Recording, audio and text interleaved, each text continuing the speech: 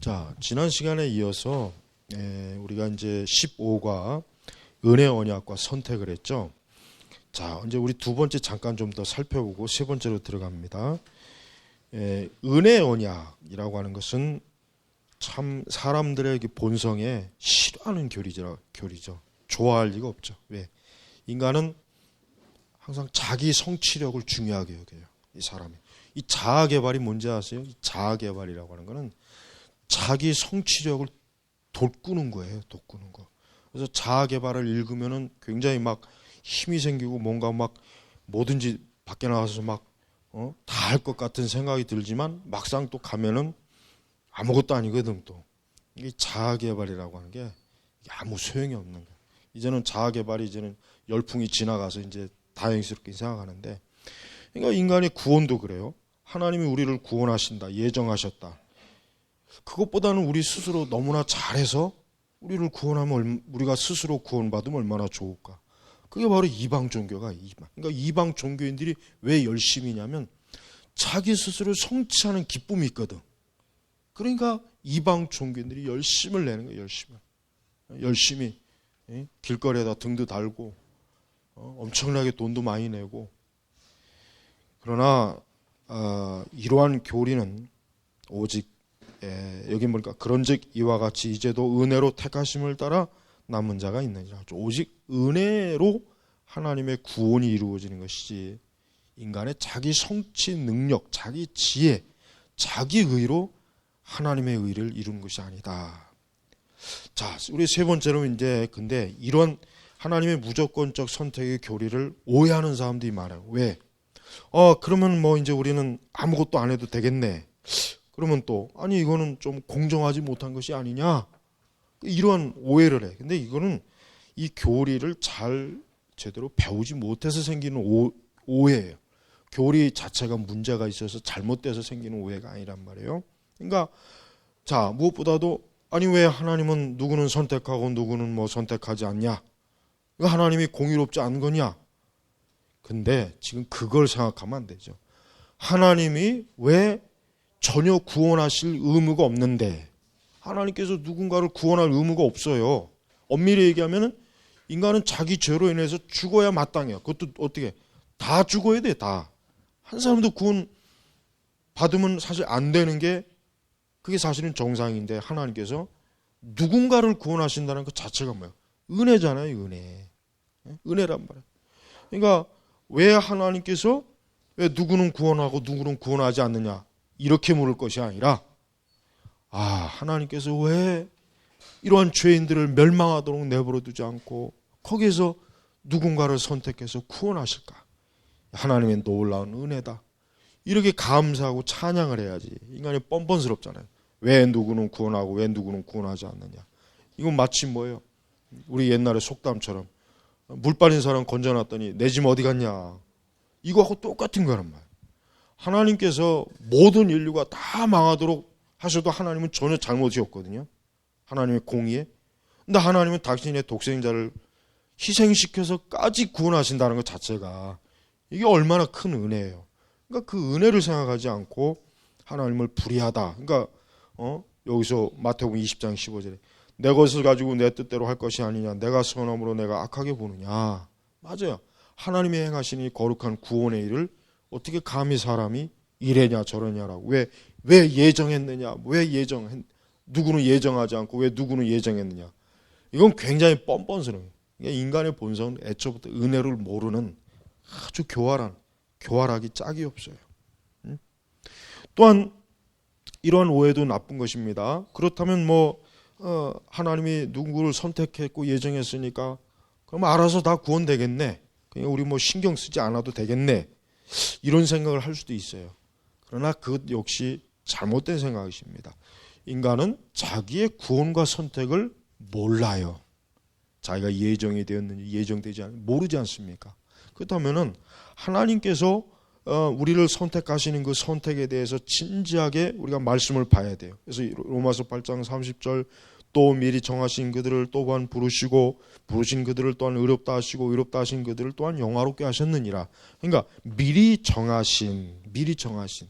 그러니까 하나님께서 만세 전부터 하나님의 선택을 통해서 구원을 하시긴 하지만, 그러나 내가 하나님의 이 구원을 일단은 알았으니까 나는 하나님께로부터 구원받기를 열망하고 사모해야지, 또 이와 같은 일을 위해서 우리가 복음을 전하는 것이지 그냥 알아서 다 되겠지, 그냥 우리는 뭐 두 손 놓고 가만히 있지, 선교사도 파송하지 말지, 전도할 필요 없지, 이게 바로 이제 하이퍼 칼비니즘, 이게 바로 이제 고등 칼비니즘이라고 해가지고 극단적 칼빈주의. 그런데 우리 한국에서 이 칼빈주의를 비판하는 사람들이 전부 다 이 극단적 칼빈주의를 비판하는 거예요, 사실은. 진짜 온전한 제대로 된 이 칼빈주의가 아니란 말이에요. 그러니까 우리가 그러한 그 어리석은 비판에 대해서 우리는 전혀 구애받으면 안 되고, 그들의 그 오해에 대해서 우리가 할 수 있으면 잘 풀어주면 좋을 것 같아요. 자, 그 다음에 이제 100페이지로 넘어가면 세 가지 중요한 정리된 게 있습니다. 은혜 언약 당사자는 성부와 인류의 대표이신 성자이다. 그렇죠. 예수 그리스도가 결국 뭡니까? 하나님께서 인류를 대표하는 대표자로 세웠어요. 첫 번째 아담이 실패했잖아요. 그러니까 둘째 아담이신 예수님께서 그 실패한 것을 완성하는 거예요. 예수님이 자기 스스로 하나님의 그 전능하신 그 지혜와 능력으로 예수님이, 그래서 이 성자 예수님이 은혜 언약의 당사자예요. 그러니까 모든 사람은 이 둘째 아담 되시는 예수님을 대표자로 믿고 받아들이면 첫 번째 아담이 죄악으로 부패한 것을 이 둘째 아담이 이루어 놓으셨기 때문에 우리는 예수님 때문에 우리는 어때요? 은혜로 구원받는 거예요. 그러니까 우리가 해봐야 안 되는 일이었고 할 수도 없는 일을 누가 하신 거예요? 예수님이 하셨다. 그렇게 보는 거예요. 그러니까 이 대리적 속죄가 이래서 중요한 거예요. 오직 예수님이 우리의 대리적 속죄자이십니다. 두 번째, 이 언약의 조건은 인성을 취하신 그리스도께서 자기 백성의 생명을 약속을 누릴 수 있도록 율법의 모두를 성취하는 것이다. 그렇죠. 예수님은 완벽하게, 그러니까 퍼펙트, 아주 완전하게 성취했어요. 예수님이 성취를 부족해가지고 문선명이 올 필요도 없고 이만희도 필요 없고 다 필요 없어요. 그런 더 이상 예수님의 그 사역에 대해서 어느 누구도 이건 불완전했다라고 할 수도 없고, 성경은 예수님은 단번에 이 언약을 다 속죄 이 언약을 그 완전한 인성으로 율법의 요구를 다 이루셨기 때문에 우리는 그로 인해서 우리는 하나님의 그 완전한 은혜를 받기 합당한 자로 여김을 받는 거죠. 그러니까 우리 자신을 너무 지나치게 성찰해도 안 돼요. 그렇게 되면 그리스도의 이 성취에 대한 믿음이 떨어져요. 그러니까 우리는 우리 자신의 허약한 결점, 죄악, 부족함을 다 본다 해도, 그래, 나는 원래 이런 사람이야. 그래서 아버지 하나님께서 그래서 예수님을 보내신 거야. 그 예수님이 나를 위해서 모든 걸 다 이루신 거야. 그러니까 나는 괜찮아, 됐어. 마귀한테 그렇게 딱 선을 내버리면 더 이상 이 정죄에 시달리지 않습니다. 그러지 않고 그리스도께서 하신 일보다는 자기를 보면 여전히 난 구원받았을까? 난 구원받아야 되는데 내 구원이 어떻게 될까? 자꾸 거기에 매이게 돼버리면은 점점 마귀는 더 그냥 이게 교묘하게 목에 사슬을 걸어서 아주 옴짝달싹을 못하게 해요. 정말 큰일입니다. 큰일 나요. 그럼. 오직 예수 그리스도의 십자가만 바라보면 돼요. 거기에 보면 하나님의 위로와 소망, 사랑이 다 있단 말이에요. 세 번째, 성부의 약속은 예수 그리스도께서 대표하신 자들에게 영생을 허락하시는 것이다. 그렇죠. 따라서 모든 은덕이 죄인들에게 전달되는 유일한 방법은 그리스도와 연합하는 것이다. 유아나 정신지체를 뺀 모든 사람이 회개하여 신앙하지 않고는 어떤 구원의 은덕도 향유할 수 없다. 그러니까 하나님께서 죄인을 구원하시는 딱 하나의 길은 그리스도와 연합하는 것. 이 길이에요. 그러면서 이제 유아나 정신지체를 뺀, 그러니까 이 부분은 좀 논쟁이 있다는 거기 때문에 지금 다 하긴 어렵고, 요거는 제가 다음에 좀 설명할게요. 그러면서 이제 어떤 사람은 그러면 나는 하나님께 선택받았지 못했으면 어떻게 하죠? 그러면 나는 이렇게 열심히 교회 다니고 기도하고 예배 참여해도 결국은 지옥 가는 거 아닙니까? 그런 사람들이 상당히 많이 있는데, 그들에게 좀 알게 하고 싶은 것은 하나님의 선택이라고 하는 것을 어떻게 한편 알 수 있느냐 하면은, 내가 참으로 예수 그리스도만이 나의 구주이시고 나는 주님이 아니면 소망이 없고, 나는 주님께로부터 구원받아 하나님의 나라로 들어가고 싶고, 나는 하나님을 사랑하고 주의 말씀을 사랑하고, 이 사람은 선택받은 거예요. 선택 안 받았으면 그런 신앙이 나타나질 않습니다. 그러니까 우리가 하나님의 그 선택이라고 하는 것을 자꾸 결과론적으로만 보면은, 하나님이 나를 선택하지 않아서 내가 이 다음에 주님 앞에 갔는데 나는 너를 선택하지 않았기 때문에 넌 지옥으로 가. 그러니까 자꾸 이것만 생각하는 거예요. 이것만.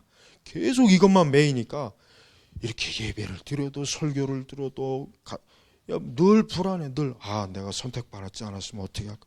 그러니까 왜 자꾸 거기만 생각하냔 말이에요.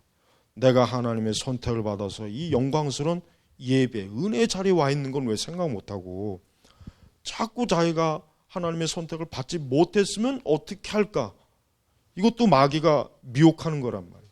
근데 거기에 이렇게 사로잡힌 사람들이 많아요. 그래서 우리는 하나님께로 나오는 자는 결코 하나님 버리지 않습니다. 내게 오는 자는 내가 결단코 쫓지 아니하다. 그러니까 우리가 아무리 약한 믿음, 아무리 정말 빈약한 이 겨자씨만한 믿음이라도, 주여 나를 구원하소서, 나를 불쌍히 여기소서, 내가 하나님 나라에 들어가기를 소망합니다, 나를 주의 의로운 자로 세우소서, 이러한 열망과 소망을 가진 사람은 그 사람 다 하나님의 자녀예요. 구원받은 거예요. 그 다음에 죄를 두려워하고 이제는 하나님을 더 사랑하려고 마음에서부터, 물론 굉장히 부족하겠죠. 부족하기는. 그래도 예수님은 왜 감싸시는 분이지. 너는 보니까 아직도 돌을 덜 닦았어, 더 닦고 와야 돼, 너 그 정도 갖고는 안 돼.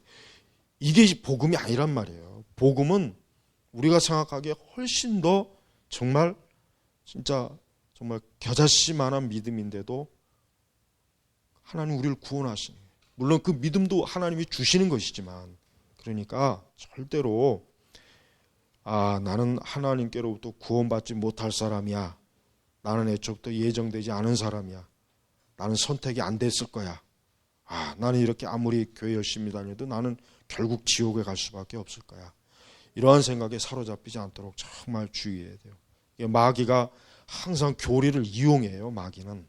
그러니까 교리를, 그런 사람은 애초부터 사실 교리를 모르면 오히려 더 나을 뻔했어. 차라리 아예 선택의 교리를 모르면 더 나을 뻔했을 거예요. 어쩌면. 그러니까 마귀가 이런 식으로 교리를 가지고 이용할 때가 있어요. 그걸 잘 간파하란 말이에요. 요게 지금 마귀가 교리를 가지고 나를 속이는구나. 마귀가 역이용을 한단 말이에요. 여러분, 마귀가 얼마나 탁월한 지혜가 있는데요. 우리가 알면 아는 것 가지고 우리를 속여먹거든. 거기에 속여놓은.